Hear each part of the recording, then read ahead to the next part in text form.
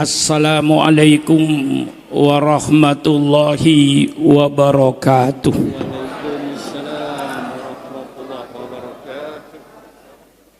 Alhamdulillahi rabbil alamin. Wassalatu wassalamu ala asrafil anbiya'i wal mursalin Sayyidina wa habibina wa syafi'ina wa maulana Muhammad wa ala alihi wa ashabihi ajma'in. Subhanaka la ilma lana illa ma 'allamtana innaka antal alimul hakim. La haula wa la quwwata illa billahil aliyil azim. Amma ba'du. Para alim ulama, para habaib yang saya muliakan, yang tidak saya sebut satu persatu karena begitu banyaknya, tapi insya Allah tidak akan mengurangi takdim saya dan hormat saya kepada beliau-beliau ini. Wabil khusus kepada pimpinan Masjid Husnul Khotimah Al-Mukarram Kyai Haji Oma Irama. Terlebih dahulu saya sampaikan ucapan terima kasih atas segala perjuangannya di dalam menghidupkan agama yang kita cintai di negara kesatuan Republik Indonesia ini. Juga saya tidak lupa pula atas segala pengorbanannya. Sekali lagi saya titik beratkan pengorbanan, karena pengorbanan inilah yang akan membawa kita keberhasilan. Negara Republik Indonesia ini berdiri bukan hadiah dari Belanda. Negara Republik Indonesia berdiri bukan hadiah dari Jepang. NKRI didirikan di atas aliran darah bangsa Indonesia. NKRI didirikan di atas cucuran air mata seluruh rakyat Indonesia. Dan alhamdulillah, insya Allah, saham yang terbesar dalam mendirikan NKRI ini adalah umat Islam. Kalau ada orang yang bertanya sejauh mana kontribusi umat Islam terhadap NKRI, selalu saya jawab, tolong pemerintah adakan sensus kuburan. Selalu saya katakan, sensus kuburan maksudnya Taman Pahlawan. Di seluruh kabupaten di Indonesia pasti ada Taman Pahlawannya. Disitulah pemerintah adakan sensus. Semua Taman Pahlawan disensus. Nama siapa, agama apa, siapa nama apa, siapa nama, agama apa, nama siapa, agama apa. Saya yakin 99%, barangkali 0,9% darahnya umat Islam untuk NKRI ini. Sebenarnya kalau tidak kena toleransi umat Islam, begitu Bung Karno memproklamirkan kemerdekaan, kami bangsa Indonesia dengan ini menyatakan kemerdekaan Indonesia, hal-hal yang mengenai pemindahan kekuasaan dan lain-lain akan dilaksanakan dengan cara saksama dalam tempo yang sesingkat-singkatnya. Secara fakta mestinya waktu itu negara Islam Indonesia, mestinya. Tapi karena kita toleransi bahwa yang berjuang di Indonesia tidak 100% umat Islam, umat lain juga ikut berdiri, dari umat gereja, dari umat Hindu, umat Buddha, karena mereka juga ikut berjuang. Maka walaupun secara fakta waktu itu mestinya Indonesia ini otomatis negara Islam, 90% penduduknya Islam. Tapi para tokoh kita, ulama kita, lapang dada. Toleransi terbesar kita menerima negara kesatuan Republik, negara kebangsaan. bukan negara agama. Tapi sadarilah pemerintah Indonesia bukan negara agama, tapi kebetulan rakyat Indonesia 90% beragama Islam. Ini pemerintah harus menyadari. Dan kitalah yang paling banyak andilnya.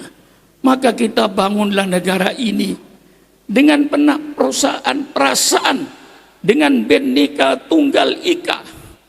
Walaupun kita bermacam-macam agama, bermacam-macam suku, tapi kita mari satu bangsa Indonesia kita bina. Rasulullah ketika di Madinah menghadapi masyarakat yang pluralistik, ada agama Yahudi, ada agama Kristen, ada agama penyembah berhala. Rasulullah bisa menjadikan suatu bangsa Madinah dengan yang disebut Piagam Madinah.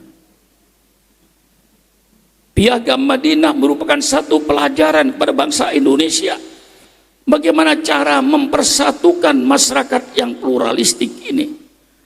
Alhamdulillah. Maka kita jaga kesatuan dan persatuan bangsa ini. Kita jadi bangsa yang damai, yang pernah toleransi, dengan saling hormat menghormati, dengan saling harga menghargai antar bangsa Indonesia ini. Tetapi ada batasnya. Kita saling hormat menghormati, kita saling harga menghargai antar umat beragama, bukan berarti membenarkan semua agama. Membenarkan semua agama tentunya murtad. Ini yang harus kita pegang prinsip-prinsipnya itu. Toleransi antar umat agama, saling hormat menghormati, saling harga menghargai antar umat beragama. Lakum dinukum waliyadin. Agamamu agamamu, agamaku agamaku. Ini namanya toleransi. Masih banyak lagi ayat-ayat toleransi. Maka wujudkan Bhinneka Tunggal Ika ini sebagai satu bangsa. Jangan membuat pecah belah, khususnya dalam tubuhnya umat Islam. Kita tahu setelah selesainya perang salib yang 200 tahun berjalan, akhirnya umat Islam mendapat kemenangan. Bangsa Eropa mengumpulkan semua kekuatannya, seluruh Eropa, untuk menghadapi tentara Islam. Akhirnya mereka dipukul mundur, hancur. Sehingga mereka merubah taktik dan politiknya di dalam menghadapi Islam. Islam itu jangan dihadapi semata-mata dengan kekuatan senjata. Karena di dalam Islam itu ada ajaran orang yang mati di medan perang karena membela agama, bukan mati di medan perang membela politik. Mati di medan perang karena bela agama.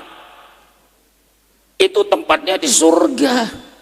Itu yang dicari-cari oleh umat Islam.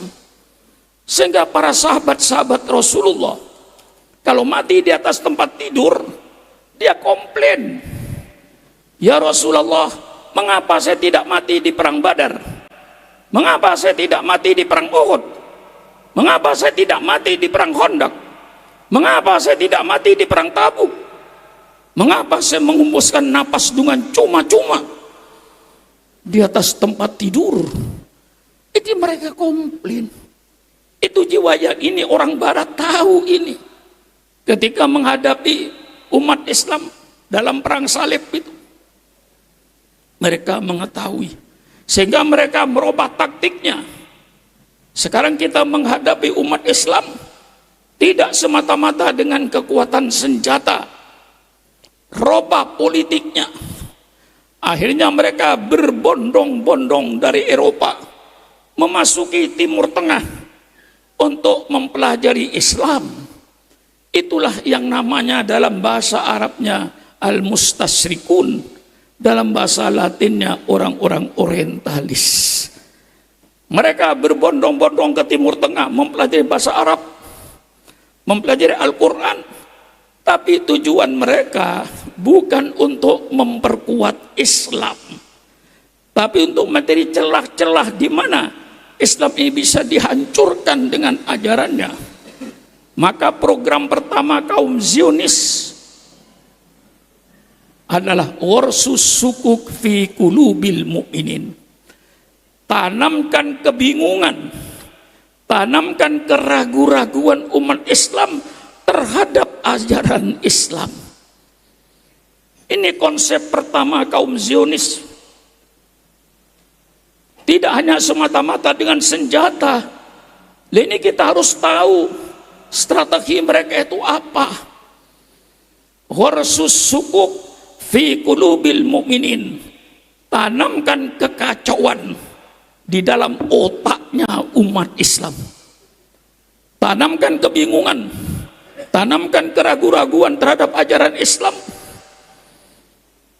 Mereka mempelajari Islam untuk mencari celah-celah menghancurkan Islam.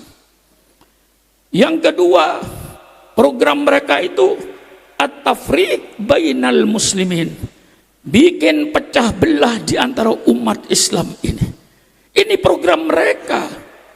Kita harus tahu, ulama harus tahu dan harus mengerti supaya kita tidak bikin pecah belah ini. Jadi kalau ada perselisihan di dalam Islam, pasti mereka kaum Zionis itu masuk pada kedua kelompok yang berbeda paham. Masuk ke satunya, dia memanas-manasi lawan itu. Masuk ke kelompok satunya, itu tidak benar, lawan itu. Itulah pekerjaan kaum Zionis yang memecah belah umat Islam ini. Datang ke NU, pura-pura NU 100%, supaya memusuhi Muhammadiyah. Datang ke Muhammadiyah, jadi Muhammadiyah 100%, untuk memusuhi Nahdlatul Ulama. Ini pekerjaan mereka, memecah belah umat Islam ini. Ini kita harus mengetahui taktik dan politik yang sekarang mereka berikan ini. Warsus sukuk, tanamkan kekacauan. Pernah dulu zamannya Menteri Agama Bapak Munawir, Allahumma fir lahu, menyatakan bahwa hukum waris perlu ditinjau kembali. Lidzakari mithlu hadil unthayain. Saya datangi dan saya ajak bicara, Pak Munawir, jangan menghantam Al-Quran. Al-Quran itu datangnya dari Allah, pasti bijaksana. Lidzakari mithlu hadil unthayain, bagi laki-laki 2 bagian, perempuan 1 bagian, itu yang adil. Mengapa? Karena Allah memberikan beban kepada laki-laki, tapi tidak memberikan beban kepada perempuan. Laki-laki begitu kawin wajib membikinkan rumah anak istrinya, wajib memberikan makan setiap hari, wajib mencerdaskan anaknya. Itu semua dipikul oleh orang laki-laki dalam ajaran Islam.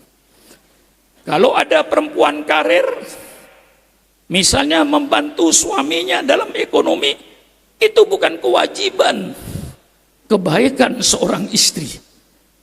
Tapi kalau laki-laki kewajiban, ini bedanya. Sehingga yang diberikan kewajiban dengan yang tidak diberikan kewajiban tentu beda. Dan bedakan, harta laki-laki itu harta keluarga, tapi harta perempuan harta pribadi. Kiai Uma Irama, sepatu anaknya robek, dia keluarkan dari sakunya. Hartanya, beras keluarkan hartanya, itu harta laki-laki, harta keluarga. Keluarga harta perempuan, harta pribadi. Umpama dia membantu suaminya, itu kebaikan, bukan kewajiban. Oleh sebab itu lidzakari mithlu hadzal unthayain ini sangat-sangat adil. Tidak semua yang sama itu adil. Tidak semua yang berbeda itu tidak adil. Kalau ada orang gemuk datang kepada saya bagi kain.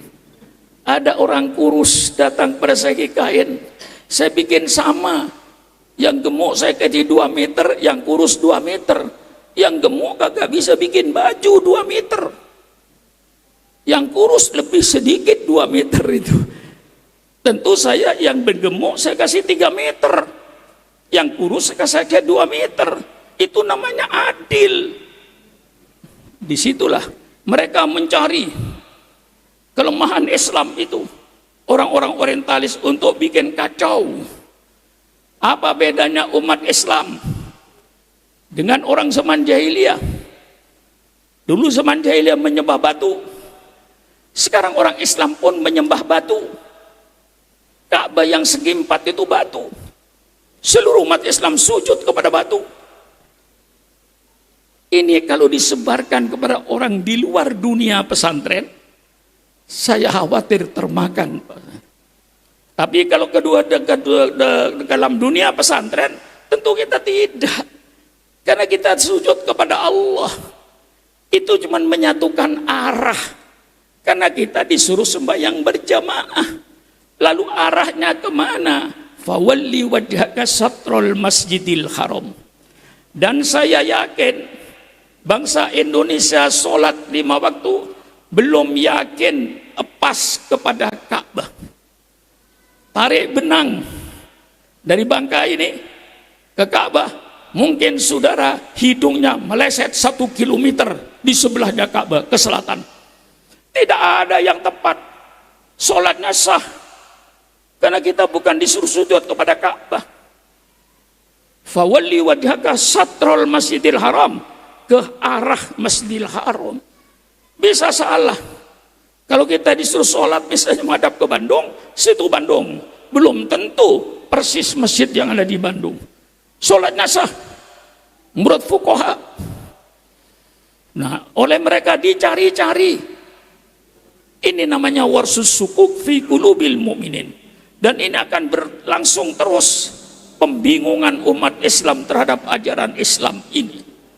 Maka perlunya pengajian supaya ngaji dengan cara yang benar.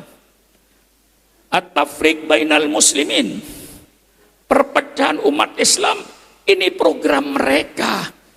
Jadi kalau orang Islam itu pecah, mereka ketawa sambil mendatangin kepada kedua belah pihak, dipanas-panasi untuk saling kafir mengkafirkan supaya berantem.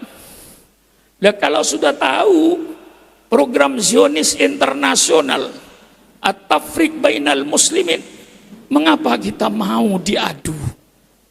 Maka marilah, kalau ada hal-hal yang kita berbeda, mari kita selesaikan dengan musyawarah. Itu yang kita harapkan. Maka pada saudara-saudara saya yang saya hormati, terus terang saya sebut, wahai saudara-saudaraku dari kaum Wahabi, persilakan pendengarkan pidato Syukron Makmun pada malam hari ini. Saya arahkan kepada perbedaan-perbedaan yang selalu dimunculkan. Itu yang disebut masalah bid'ah. Mari kita duduk bersama, saudara-saudaraku yang saya cintai dari kaum Wahabi, datanglah ke asrama pesantren Pondok Darul Rahman. Bawalah kitab Anda, bawalah hadis Anda. Mari ketemu dengan Syukron Makmun. Kita makan nasi goreng bersama. Kita minum kopi bersama. Mari kita berbicara dengan dalil-dalil yang masuk akal. Jangan dengan emosi. Dengan emosi itu tidak menghasilkan. Mari kita bicara. Maka mudah-mudahan saudara saya dari golongan Wahabi malam ini mendengarkan pidato saya. Besok pagi tidak setuju dengan pidato saya, datang ke pondok pesantren Darul Rahman. Saya siapkan kopinya. Mari bicara, jangan mengaku benarnya sendiri. Kita yang sering bicarakan bid'ah, bid'ah, bid'ah, bid'ah. Mari kita bicarakan. Kata-kata bid'ah itu di Quran ada. Badi'us samawati wal ard. Pertama kali yang bikin bid'ah itu Allah. Allah bikin bid'ah. Mengapa Allah kan badi'us samawati wal ard? Allah pencipta langit dan bumi. Mengapa? Langit dan bumi bid'ah. Barang baru. Sebelum Allah ciptakan langit dan bumi, tidak pernah ada langit dan bumi ini. Allah ciptakan langit dan bumi. Allah yang membuat bid'ah pertama kali. Persilakan kaum Wahabi, temui saya. Temui saya. Kalau Allah itu pertama kali buat bid'ah, langit dan bumi ini bid'ah. Mengapa dikatakan bid'ah? Sebelum Allah menciptakan langit dan bumi, tidak pernah ada langit dan bumi itu. Baru ada setelah Allah ciptakan. Maka di dalam Al-Quran badi'us ismul fa'il lil mubalawah. Badi'us samawati wal ard. Allah lah satu-satu pencipta langit dan bumi. Sebagai bid'ah, barang baru. Mari kita setujui dulu. Lalu dalam istilah agama kita, bid'ah itu sesuatu yang tidak ada pada zaman Rasulullah, kemudian ada. Jadi bid'ah itu sesuatu yang baru yang tidak ada pada zaman Rasulullah. Itu namanya bid'ah.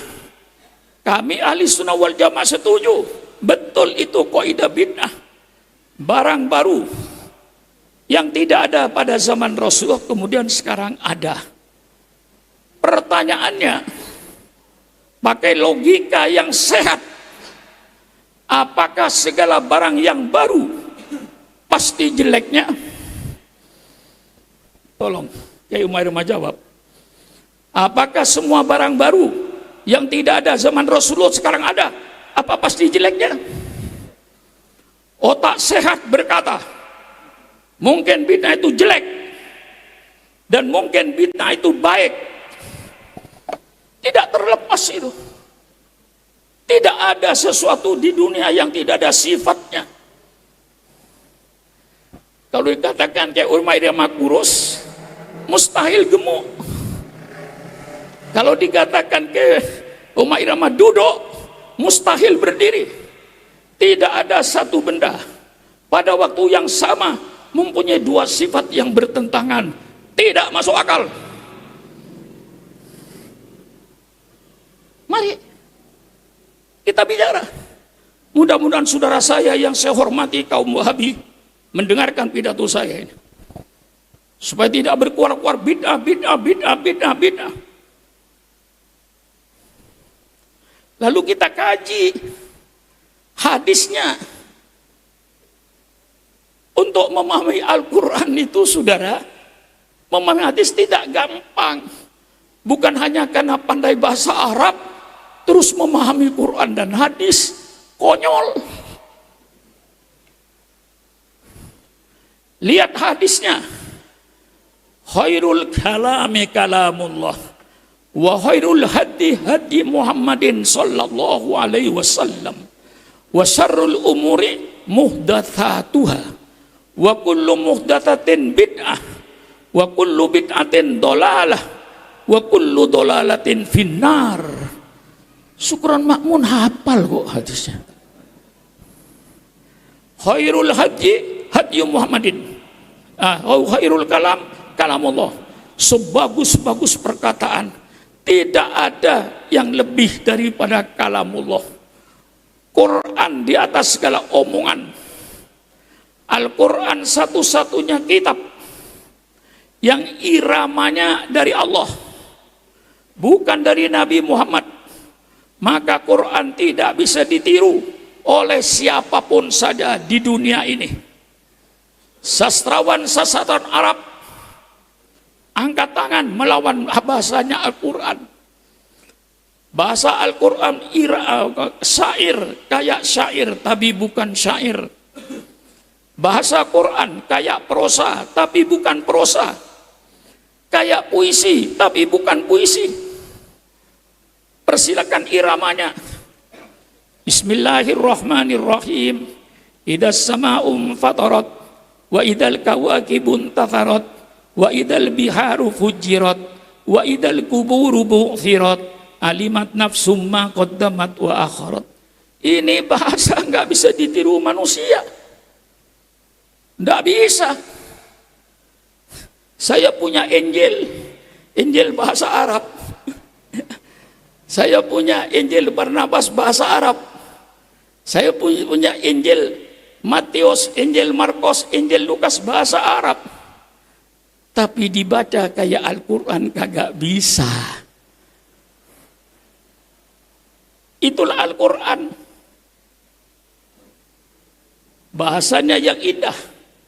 Khairul kalam kalamullah. Sebagus-bagus pembicaraan Allah. Perkataan Allah. Wa khairul hadi hadi Muhammadin. Sebagus-bagus petunjuk yang dibawa oleh Nabi Muhammad, karena petunjuk itu dari pencipta alam semesta, bukan dari akal manusia.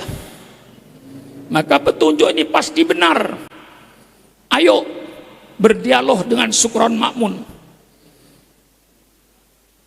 bahwa Al-Quran itu sebagai kitab yang diturunkan oleh Allah, memberikan petunjuk untuk mengadakan perubahan hidup. Peradaban manusia dirubah total. Peradaban dalam berumah tangga, peradaban dalam berbangsa, ber-RT, ber-RW, peradaban di dalam ekonomi, peradaban di dalam berbangsa dan bernegara. Soal politik Al-Quran penuh. Bagaimana berbangsa, bagaimana bernegara. Datang ke Sukron Makmun, mari kita bicara. Bagaimana peradaban Islam dalam politik akan saya bukakan. Dan insya Allah peradaban yang paling indah. Tidak terperinci secara global. Kalau seandainya ekonomi Islam dilaksanakan oleh pemerintah Republik Indonesia, insya Allah korupsi tidak usah diberantas, akan hilang dengan sendirinya. Kalau bangsa Indonesia kapan hilangnya korupsi? Tanya sama Sukron Makmun. Korupsi akan hilang kalau bangsa Indonesia termasuk pejabat-pejabat pemerintahnya sudah tidak mau makan barang haram, tidak mau makan barang najis. Korupsi tidak usah diberantas, hilang dengan sendirinya. Tapi wahai bangsa Indonesia, kau jangan mimpi korupsi akan hilang. Selama bangsa Indonesia, termasuk pejabat-pejabat pemerintahnya, termasuk camatnya, bupatinya, gubernurnya, presidennya, menterinya, anggota DPR-nya, dan rakyat Indonesia masih mau makan barang haram, masih mau makan barang najis, dirikan 100 KPK, korupsi akan subur di Indonesia seperti sekarang ini. Ayo adu argumentasi. Saya katakan korupsi akan hilang, tidak usah diberantas. Kapan? Kalau semua bangsa Indonesia, termasuk pejabat pemerintahnya, tidak mau makan barang haram, tidak mau makan barang najis, tidak mau makan barang batil, korupsi gak usah diberantas. Sebaliknya, kalau rakyat Indonesia dan pemerintahnya masih mau makan barang najis, masih mau makan barang haram, engkau mimpi korupsi akan hilang dari Indonesia. Dirikan 100 KPK, saya tantang. Korupsi akan tetap subur dan makmur di negara ini. Siapa yang mau membantah? Ayo bantahlah. Nah, disinilah saudara-saudara. Wasarrul umuri muhdatsatuha. Dan sejahat-jahat urusan muhdatsatuha.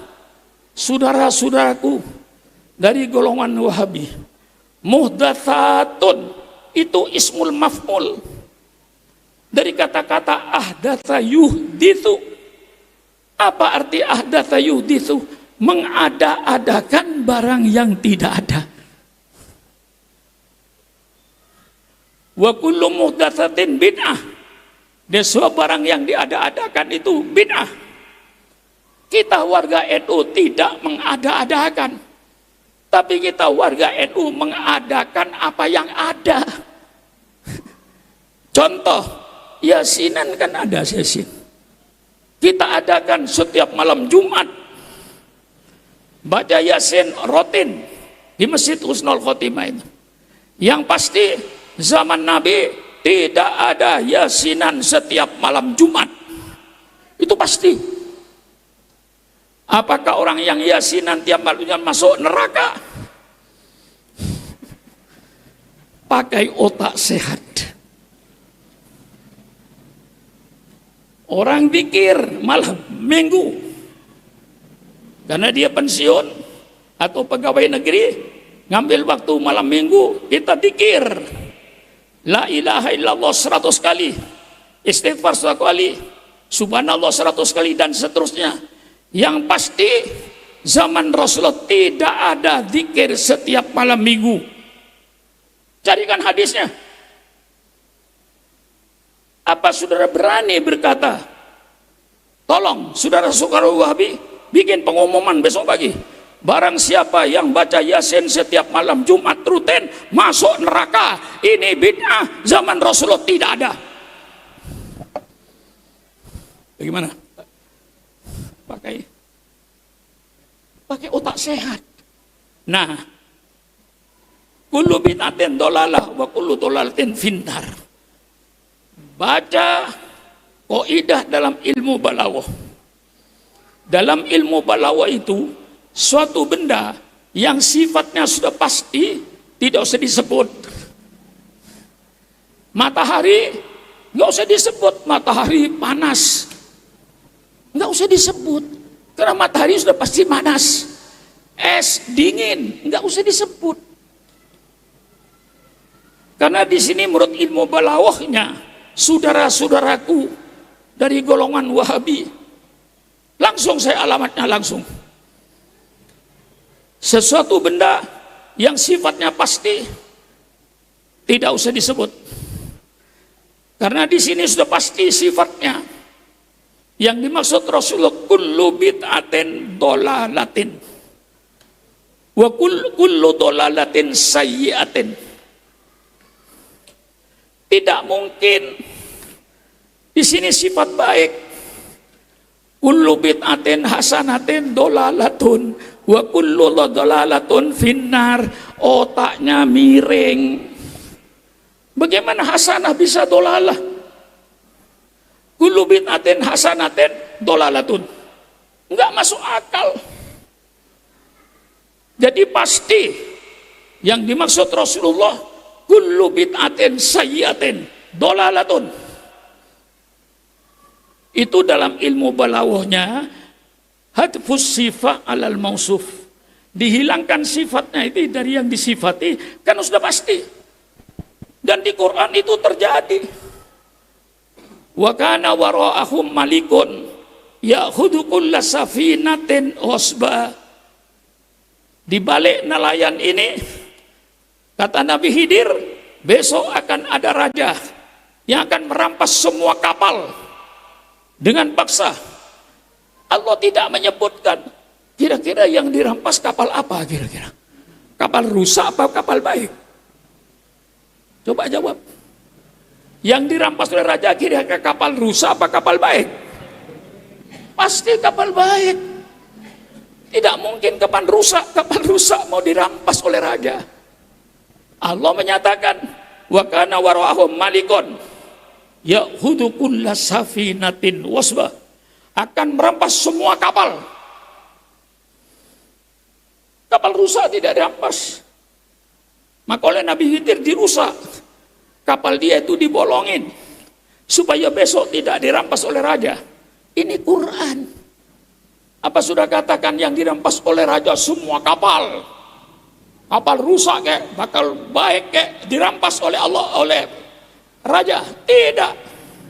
Wa kana wara'ahum malikun ya'khudhu kulla safinatin hasanatin. Kapal yang baik yang dirampas. Ini ngaji. Dalam ilmu usulil fikih ada kaidah yang berkata, mimba bil am uridu bihil khos. Kadang-kadang mimba bil khos urida bihil am. Banyak kaidah itu. Banyak kaidah itu. Maksudnya khusus, tapi secara umum dilemparnya. Misalnya saya di depan santri saya, hei santri-santri, berdisiplin. Jangan loncat kabar, jangan loncat pagar kau untuk lari dari pondok ini.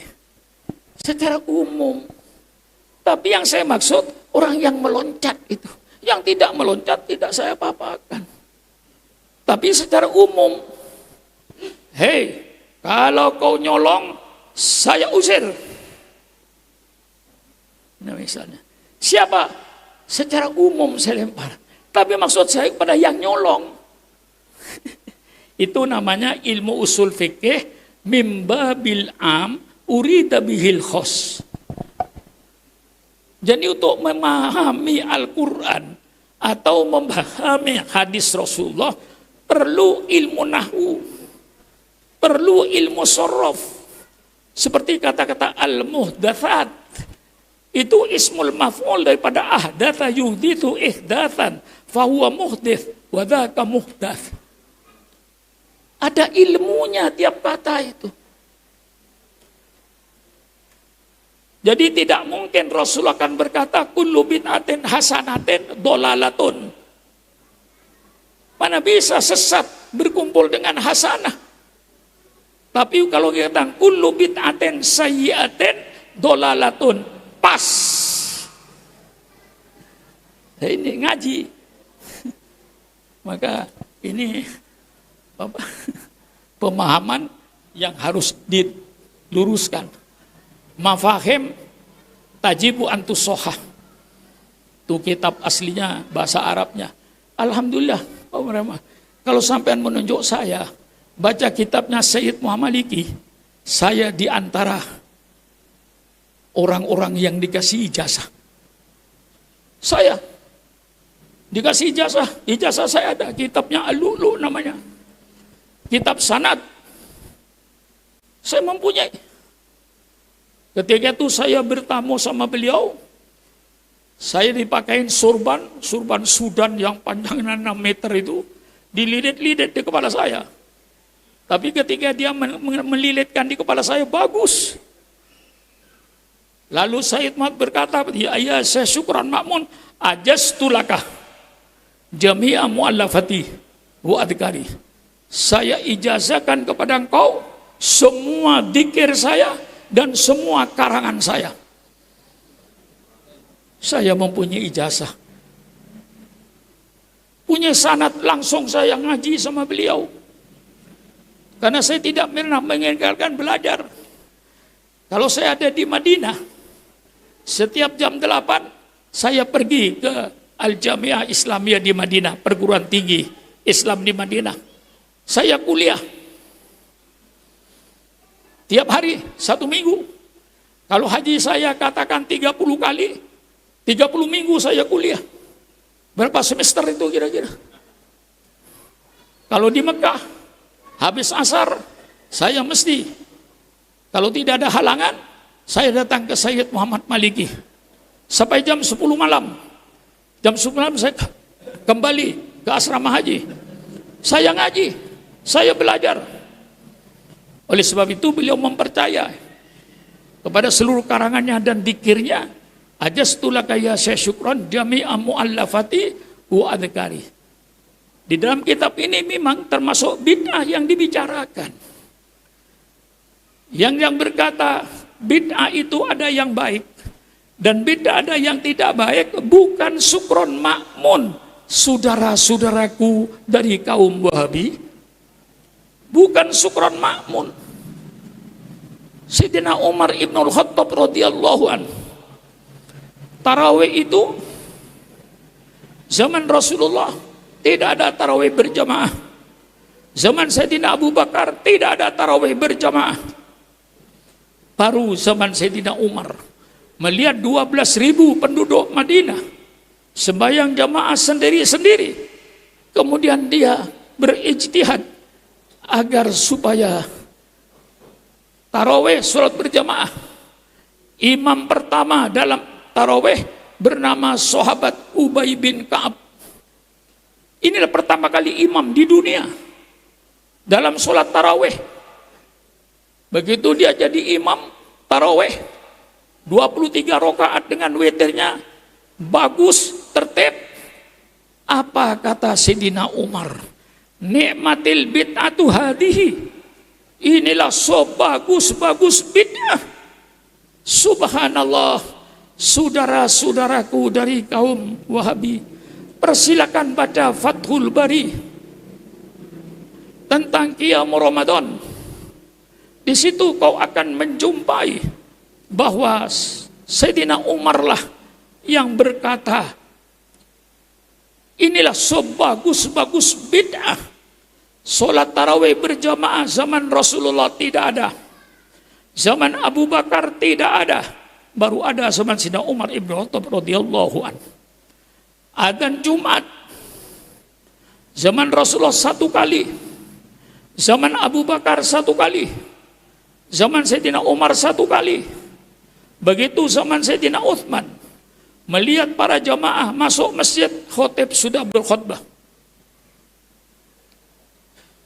Mereka masih ada di kebun kurma sehingga masuk masjid terlambat. Kemudian Sayyidina Uthman mempunyai ijtihad, kalau begitu saya bikin sholat Jumat adzan 2 kali. Adzan pertama masuk waktu zuhur, sehingga orang yang ada di kebun kurma, yang ada di pasar-pasar, dengar adzan, oh ini sudah masuk zuhur. Mereka masih punya kesempatan untuk ke masjid tidak terlambat. Baru khotib naik, adzan yang aslinya. Ya. Maka kalau bagi saya barangkali kayak Umar Rama di Jakarta itu adzan jangan 2 kali, 4 kali gitu. Pagi-pagi pemuda naik jeep, adzan sepanjang jalan, Allahu Akbar, Allahu Akbar. Adzan apa? Adzan pagi Jumat. Supaya mereka tahu semua, yang di pasar-pasar, yang di toko-toko, hari ini ingat hari Jumat. Nanti jam 11 siang adzan lagi, keliling lagi, Allahu Akbar, Allahu Akbar. Adzan apa? Adzan tutup toko. Baru adzan masuk duhur, baru adzan masuk apa? Khotib naik di mimbar. 4 kali adzan mestinya sekarang ini. Banyak orang yang lupa Jumatan, lupa hari karena sibuk ngurusi dunia. Perlu diingatkan tiap pagi. Ini pagi Jumat, bukan pagi Sabtu, bukan pagi Senin. Kira-kira seandainya ada orang adzan 4 kali hari Jumat naik Toyota, kira-kira dosa nggak, masuk neraka nggak kira-kira? Mari kita berpakaian sehat. Nah, Al-Imam Syafi'i radhiyallahu an memperkuat pendapat Sayyidina Umar ini. Maka Imam saya berkata, al-bid'atu bid'atani. Bid'ah itu ada 2 macam. Al-bid'atu bid'atani. Al-bid'atul mahmudah wal bid'atul madmumah. bid'ah yang terpuji dan bid'ah yang tercela. Kemudian Imam Syafi'i memberikan definisi al-bid'atul mahmudah ma yuwafiqul kitab was sunnah. Bid'ah yang terpuji adalah bid'ah yang sesuai dengan Al-Quran dan sunnah Nabi. Al-bid'atul madmumah, lah ini yang dimaksud dalam hadis. Al-bid'atul madmumah, dan bid'ah yang tercela ma tukhaliful Quran was sunnah, ma tukhaliful kitab was sunnah, yang bertentangan dengan Al-Quran dan sunnah Nabi. Kemudian kita mengadakan peringatan Maulid. Saudara-saudara saya yang saya cintai kaum Wahabi, kalau kau tidak mau memperingati Maulid, enggak usah memperingati Maulid, enggak wajib kok. Tapi engkau jangan menyalahkan Syukron Makmun yang mengadakan peringatan Maulid. Itu saja yang saya minta. Jaga uhwah Islamiyah ini. Saudara saya kaum Wahabi tidak mau mengadakan peringatan Maulid, tidak usah mengadakan. Enggak apa-apa kok, enggak dosa kok. Tetapi tolong jangan mencela Syukron Makmun yang mengadakan peringatan Maulid. Saya punya Maulid bukan ngawur. Ada yang berkata Nabi Muhammad tidak pernah memperingati hari lahirnya. Subhanallah, subhanallah, subhanallah. Nabi memperingati hari lahirnya bukan setiap tahun, setiap minggu. Dalam hadis Rasulullah sallallahu alaihi wasallam, an Abi Qatadah radhiyallahu an qol su'ilan Nabi sallallahu alaihi wasallam shaum yaumil itsnin. Dari sahabat Qatadah radhiyallahu an ditanya Rasulullah sallallahu alaihi wasallam tentang puasa hari Senin. Su'ilan Nabi sallallahu alaihi wasallam an shaum yaumil itsnin. Ya Rasulullah, mengapa engkau puasa hari Senin Rasulullah? Tolong baca hadis itu. Apa jawab Rasulullah? Yaumun wulidtu fih. Saya puasa hari Senin karena itu hari kelahiran saya. Itulah saya mengadakan peringatan Maulid. Saya adakan besar-besaran. Alhamdulillah, kalau saya mengadakan peringatan Maulid, lebih 20.000 yang hadir itu. Semua 20.000 saya kasih makan. Sehingga kadang-kadang biaya Maulid mendekati 1,5 miliar. Tidak mau batir. Dimakan kok. Orang duduk mulai jam 8 sampai jam 12 siang. Kita kasih makan wajar. Menghormati tamu-tamu Rasulullah. Itu sebabnya saya mengadakan peringatan Maulid. Rasulullah mengadakan peringatan Maulid. Yang kedua, saya mengadakan peringatan Maulid bukan tidak punya dalil. Saya punya dalil. Qul bifadlillah wa birahmatihi fabidzalika falyafrahu. Katakan oleh engkau Muhammad, dengan karunia Allah, dengan rahmat Allah, hendaknya kalian bergembira. Bukan kau bergembira, kalian bergembira. Kalau orang gembira, duduk sendirian di pojok masjid tertawa, bukan gembira, gila. Gembira, undang semua umat, mari kumpul. Saya mau tanya pada saudara saya, apakah ada karunia Allah yang lebih besar daripada lahirnya Nabi Muhammad? Apakah ada rahmat Allah yang lebih besar daripada lahirnya Nabi Muhammad? Lahirnya Nabi Muhammad merupakan karunia Allah terbesar kepada umat manusia. Lahirnya Rasulullah adalah rahmat terbesar untuk bangsa Indonesia, untuk umat manusia. Bukan bangsa Indonesia, untuk umat manusia. Maka dikatakan, wa ma arsalnaka illa rahmatan lil alamin. Tidaklah saya utus engkau Muhammad kecuali sebagai rahmat ke seluruh alam. Tapi penafsirannya berbeda dengan ulama dulu. Ulama sekarang tafsirannya lain. Kalau hari Natal, pemuda-pemuda Islam disuruh menjaga gereja.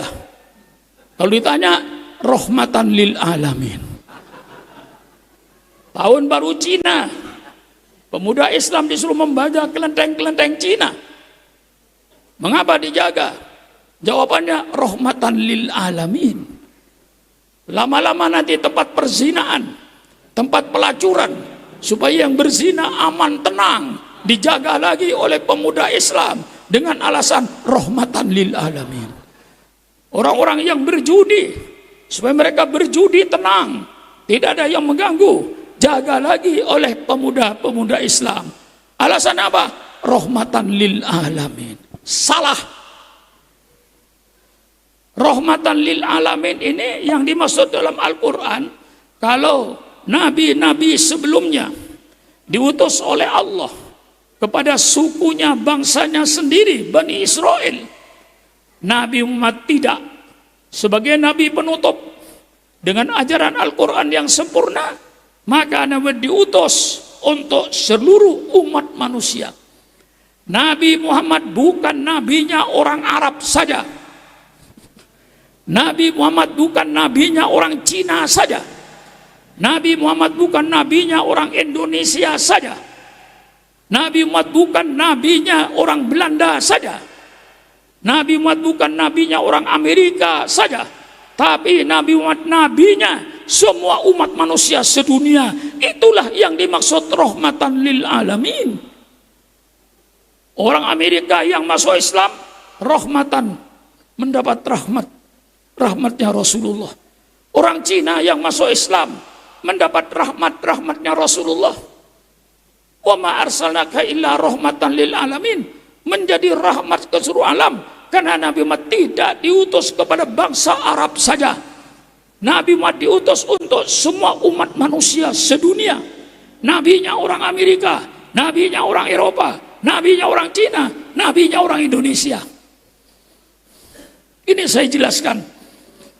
Ya kadang-kadang ada tafsiran-tafsiran karena pribadinya.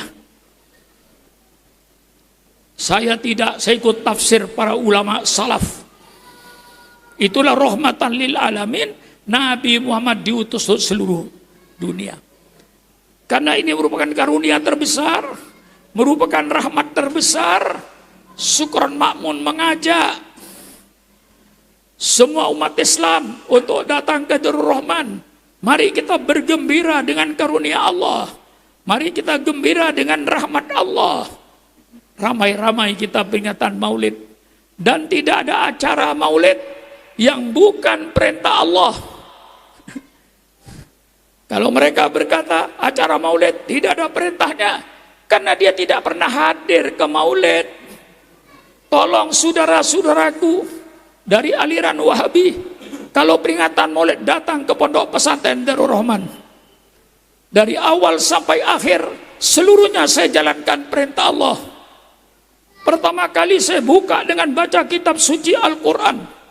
Hai saudara-saudaraku dari golongan Wahabi, apakah baca Quran bukan perintah Allah? Yang kedua, membaca solawat. Ya Rabbi sholli ala Muhammad, ya Rabbi sholli alaihi wasallim. Apakah baca solawat itu bukan perintah Allah? Setelah itu sambutan pasti isinya al-mau'idatul hasanah. Ud'u ila sabili rabbika bil hikmati wal mau'idatil hasanah. Sampai kepada penceramahnya, itu semuanya melaksanakan ud'u ila sabili bil hikmati wal mau'idatul hasanah. Penceramah ketika itu menceritakan tentang lahirnya Rasulullah, menceritakan akhlak Rasulullah, bahwa di dalam diri Rasulullah itulah ada suri teladan uswatun hasanah. Kita untuk membaca sejarah Nabi, itu perintah Allah. Hai saudara-saudaraku dari kaum Wahabi, Menceritakan sejarah itu perintah Allah. Faksusil qasasoh la'allahum yatafakkarun. Ceritakan oleh engkau sejarah Nabi Adam, ceritakan sejarah Nabi Nuh, ceritakan sejarah Nabi Ibrahim, ceritakan sejarah Nabi Musa, ceritakan. Faksusil qasas. Kisah itu sudah menjadi bahasa Indonesia, aslinya bahasa Arab. Kisah itu sejarah. Faksusil qasas la'allahum yatafakkarun, supaya mereka belajar kepada sejarah. Oleh sebab itu Al-Quran isinya 2/3 adalah sejarah, supaya kita belajar pada sejarah. Kesempatan mumpung hari lahirnya Rasulullah, akan saya bacakan sejarah Rasulullah, mulai lahirnya sampai perjuangannya. Mana ada cara maulid yang bukan perintah Allah. Setelah itu ditutup dengan doa. Doa pun perintah Allah.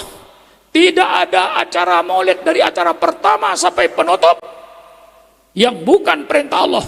Seluruhnya perintah Allah. Kok lalu masuk neraka? Maulid bid'ah. Zaman Nabi tidak ada. Masuk neraka. Ini yang bikin pecah belah umat Islam. Ananda saudara-saudaraku dari kaum Wahabi, kalau kau tidak mau memperingatkan maulid, persilakan Anda tidak usah mengadakan maulidan. Asal jangan menghina saya yang mengadakan maulidan. Engkau tidak mau tahlilan ada orang mati, persilakan. Tidak usah tahlilan kau. Tapi jangan menghina Sukron Makmun yang tahlilan. Mengapa saya tahlilan tidak keluar perintah Allah? Allah perintahkan untuk mendoakan orang yang mati. Itu perintah Allah dalam Al-Quran. Rabbi firli wali walidayya. Mendoakan orang tua. Mendoakan orang-orang yang sudah meninggal dunia. Alladzina ja'u min ba'dim yaquluna Rabbana ighfir lana wa li ikhwanina alladzina sabaquna bil iman. Kita disuruh mendoakan orang yang sudah mati. Kapan mendoakan orang yang sudah mati? Kapan saja. Lebih bagus ketika matinya. Kita mendoakan kakek kita yang sudah mati 6 tahun yang lalu, mati 20 tahun yang lalu. Kita doakan sekarang, tidak ada larangan. Itu perintah Allah. Apalagi ketika meninggalnya. Ingat, perintah Allah itu bermacam-macam. Tidak satu macam. Ada perintah Allah yang terikat dengan tempat dan waktu. Waktunya ditentukan oleh Allah, tempatnya ditentukan oleh Allah. Itu namanya ibadah haji. Ada ibadat yang Allah tentukan, waktunya saja, tempatnya bebas. Namanya sholat 5 waktu. Di mana kita sholat 5 waktu? Di mana saja. Tapi waktunya yang ditentukan oleh Allah, duhur, asar, maghrib, isya, subuh. Afdolnya di masjid. Ada perintah Allah yang Allah tentukan tempatnya saja. Waktunya bebas. Namanya umroh. Umroh kapan saja, 24 jam kali 1 tahun. Persilakan. Cuman tempatnya harus di tanah suci. Yang terakhir, saudara-saudaraku yang menganut Wahabi, ada perintah Allah yang Allah tidak menentukan tempat dan Allah tidak menentukan waktu. Ini barangkali yang Anda kurang memahami. Perintah Allah yang tidak pakai tempat dan perintah Allah yang tidak pakai waktu. Mana itu pakai baca Quran? Kapan baca Quran? Kapan saja. Di mana baca Quran? Di mana saja, asal jangan di WC. Bebas. Dikir. Kapan dikir kepada Allah? Kapan saja kita dikir. Di mana? Di mana saja. Inilah saudara-saudaraku dari golongan Wahabi supaya dipaham perintah Allah yang tidak pakai tempat dan tidak pakai waktu ini. Ini banyak sekali. Baca sholawat, kapan baca sholat? Kapan saja. Di mana baca sholat? Di mana saja. Dikir, kapan berzikir? Kapan saja. Di mana berzikir? Di mana saja. Sehingga kita mengadakan dikir. Yang ada kesempatan malam minggu, kita dikir tiap malam minggu. Rutin, istiqomah. Tiap malam minggu kita kumpul di masjid. Lalu dikir kepada Allah dari maghrib sampai isya. Nyambung. Itu perintah Allah. Nyambung sholat. Intidarus sholat ila sholat. Melaksanakan sholat dan menunggu sholat. Alangkah indahnya. Kalau dari maghrib sampai isya, diadakan yasinan. Diadakan dikir. Yang pasti, zaman Rasulullah, tidak ada yasinan ba'da maghrib. Tidak ada yasinan malam Jumat. Kita adakan yasinan malam Jumat. Apakah umat Islam yang baca surat Yasin tiap malam Jumat? Yang pasti zaman Nabi tidak ada. Itu bid'ah, masuk neraka. Mana kira-kira penjelasan ini? Mantap. Mantap.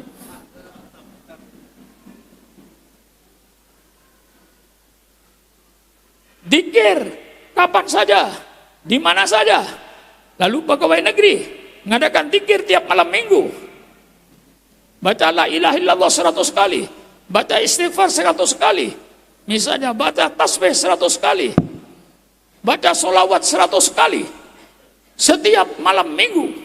Yang pasti zaman Rasulullah tidak ada dikir setiap malam minggu.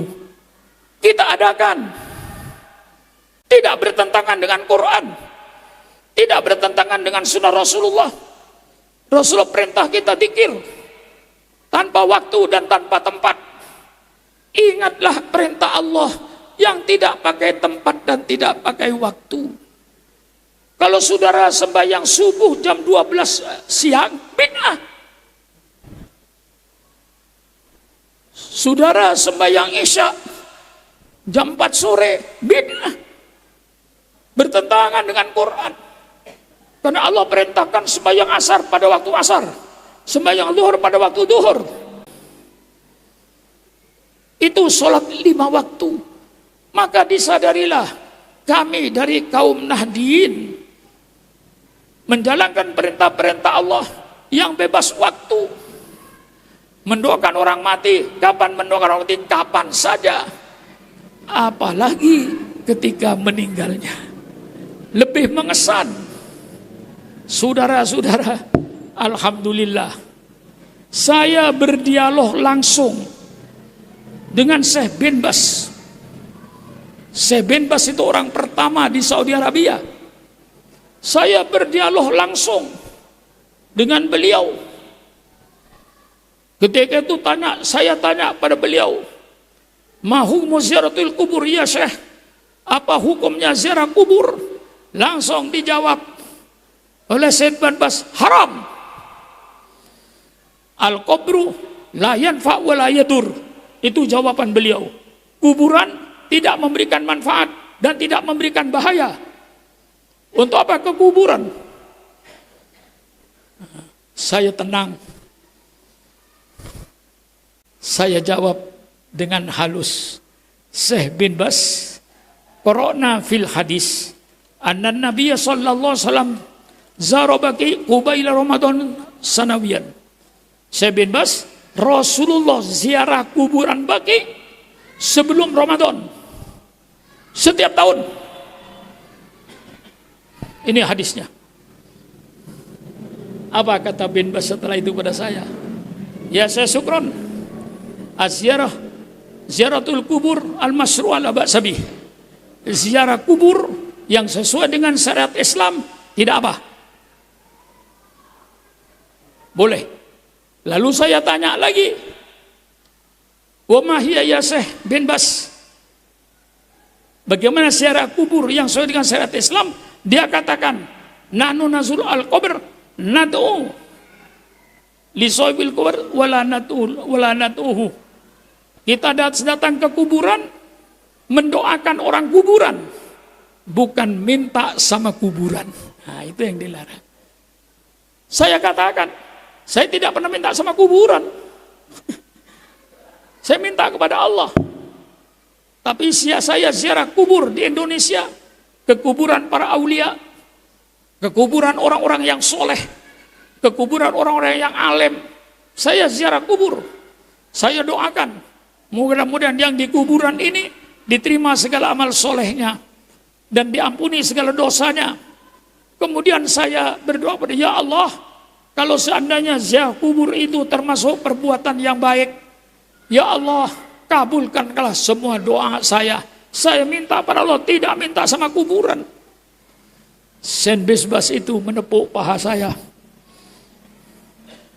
Apalagi ketika saya berkata kepada Syekh bin Baz, ya Syekh bin Baz, laukanal sahibul qabr yastati ayyaj'al ahadan waniyan lakana sahibul miftah lihadal qabr agnan nasa fil alam, kata Syekh bin Baz, seandainya kuburan ini bisa membuat orang kaya, pasti juru kuncinya yang kaya duluan.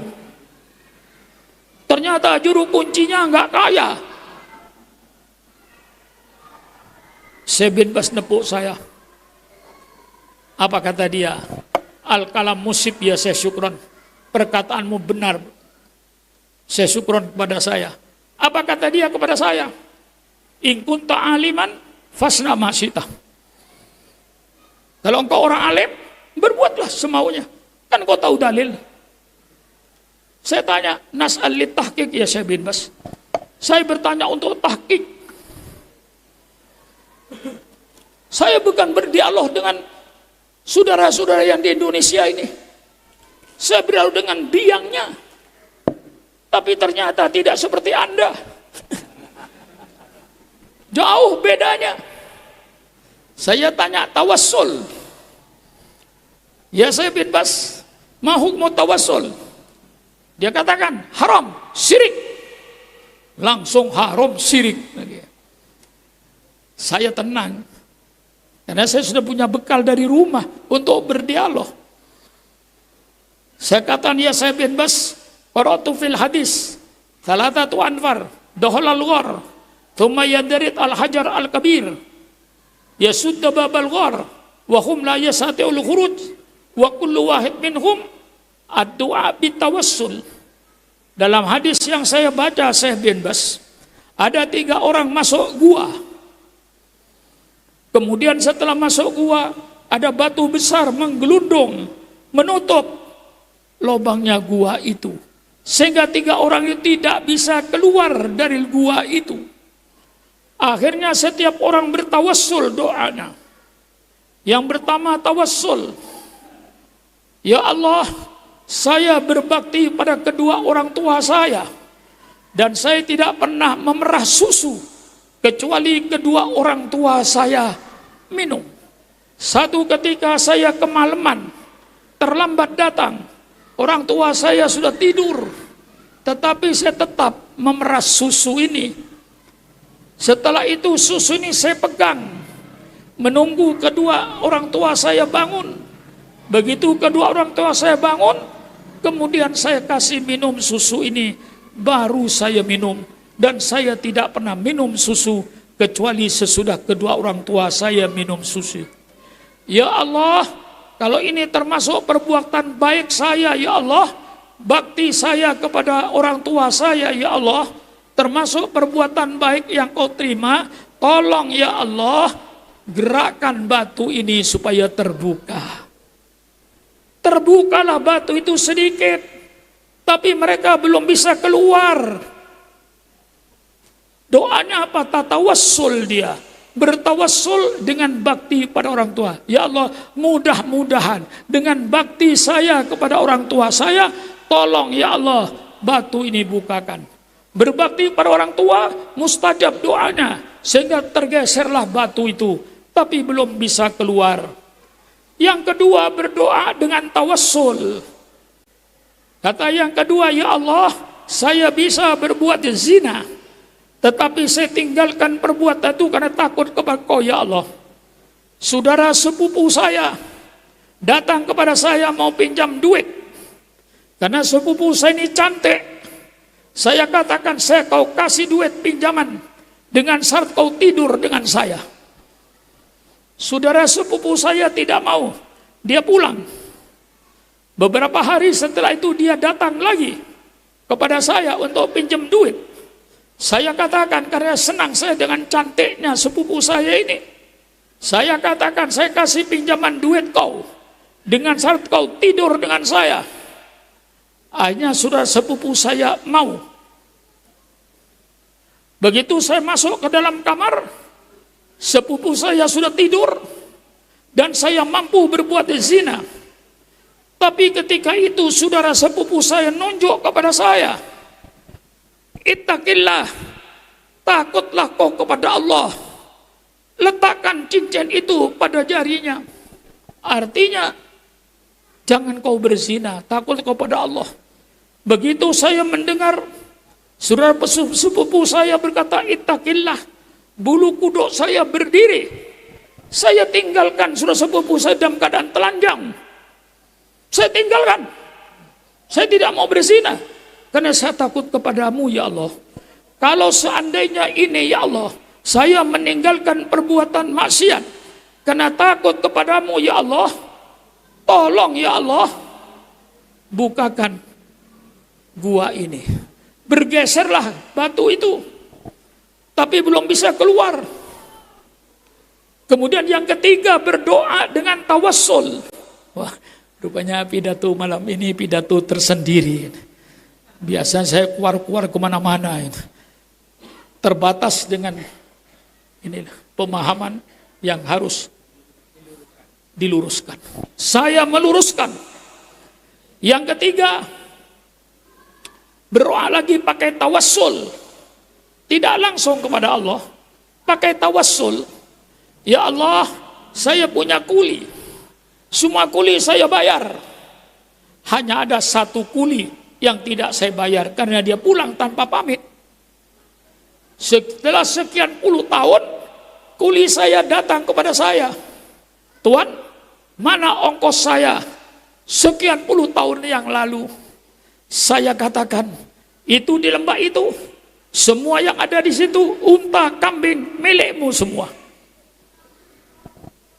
Si kuli tadi marah, Tuan, saya tidak minta kekayaanmu, saya sekedar minta gaji saya dulu ketika saya kerja sekian puluh tahun yang lalu. Mengapa kau tunjukkan kekayaanmu?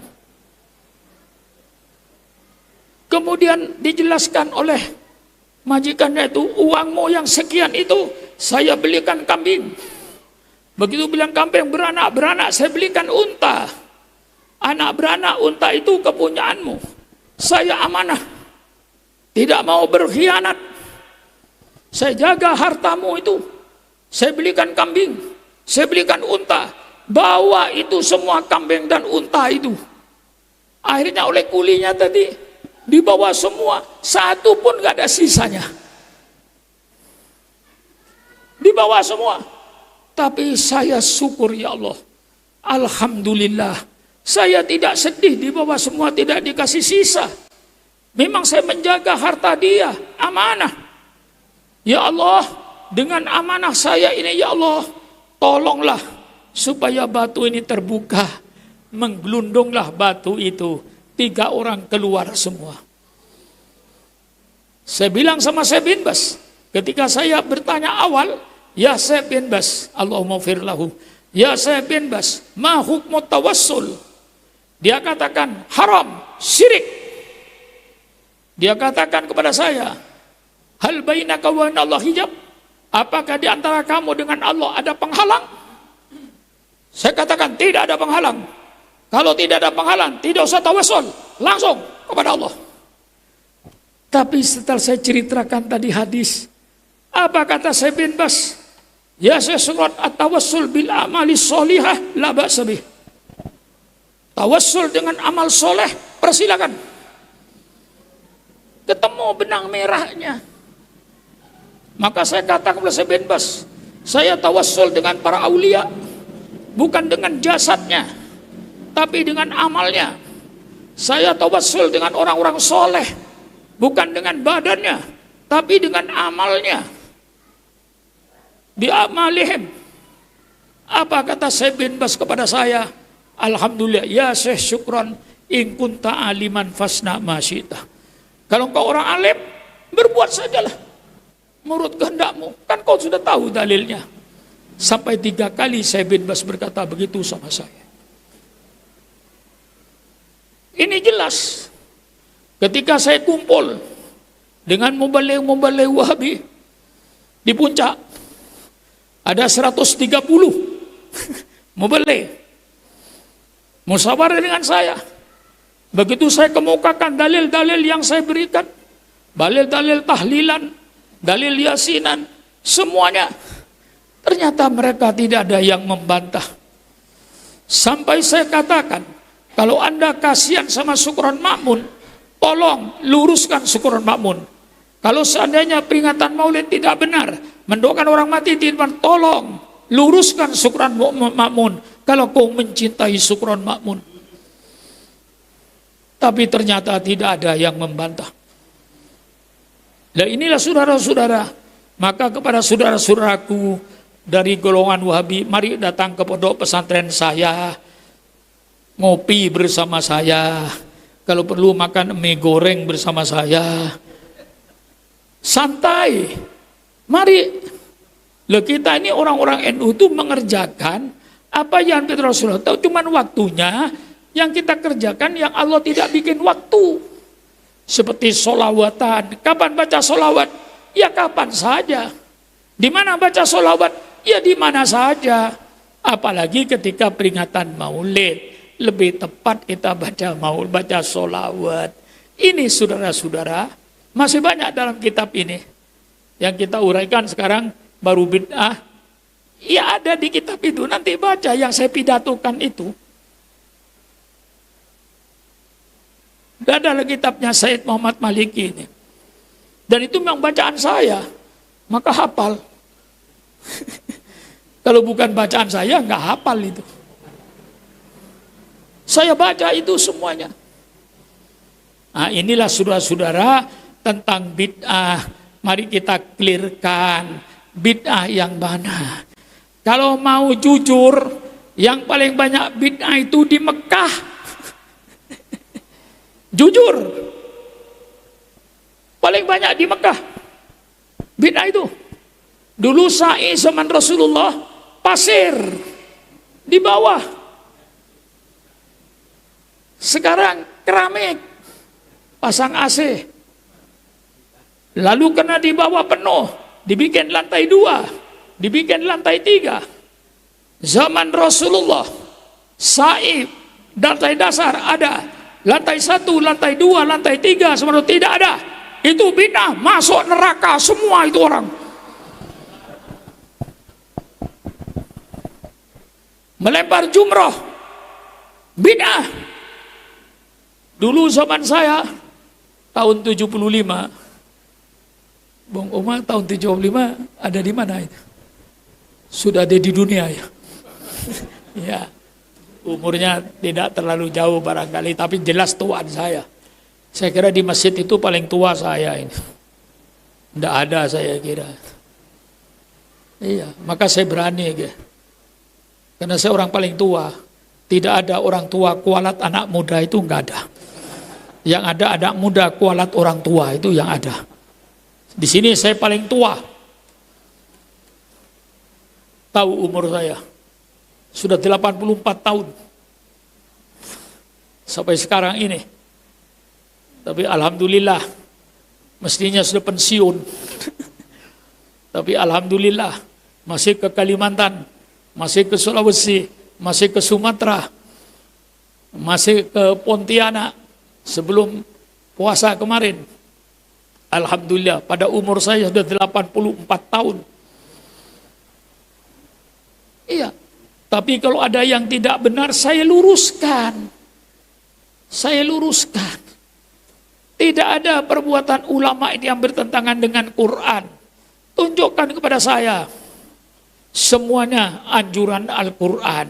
Ingat saudara-saudaraku yang berpaham Wahabi bahwa ada perintah Allah yang Allah tidak menentukan tempat dan tidak menentukan waktu. Kecuali kalau saya sembahyang subuh pada waktu zuhur, itu betul-betul bid'ah. Saya haji tidak bulan haji, bid'ah. Saya umroh ke Ciganjur misalnya, bid'ah. Misalnya ada orang kaya, duitnya triliunan, beli tanah di Ciganjur sana, di Cianjur, sekian ribu hektar, bikin Masjidil Haram, persis Masjidil Haram, bikin Ka'bah, persis Ka'bah, bikin Mina, persis Mina, bikin Arafah, persis Arafah, tidak ada bedanya, 100% dibikin sama. Apakah boleh kita haji ke Cianjur? Tidak boleh, karena Allah menentukan tempat dan waktu. Nah, perintah yang tidak ada tempat, tidak ada waktu, itulah yang banyak dikerjakan oleh orang-orang Nahdiyin ini. Tahlilan, yasinan, kadang-kadang baca surat Kahfi malam ini, ditentukan. Itu memang perintah Allah yang tidak pakai waktu. Tawassul, ziarah kubur, tidak ada larangan. Walaupun saya bebas, ketika saya katakan bagaimana ziarah kubur, haram. Apa jawab dia? Al-qabru la yanfa wa la yadur. Kuburan tidak memberikan manfaat dan tidak memberikan bahaya. Untuk apa ziarah kubur? Haram. Itu untuk menjaga. Maka kadang-kadang saya ada bersyukur juga. Di Saudi Arabia itu dikuasai Wahabi itu ada bersyukurnya. Kalau tidak dikuasai Wahabi, tembok-tembok Masjidil Haram habis itu dibawa ke kampungnya. Kuningan-kuningan itu dipecahin semua, dibawa ke kampungnya. Untung Wahabi yang jaga. Ini manfaatnya.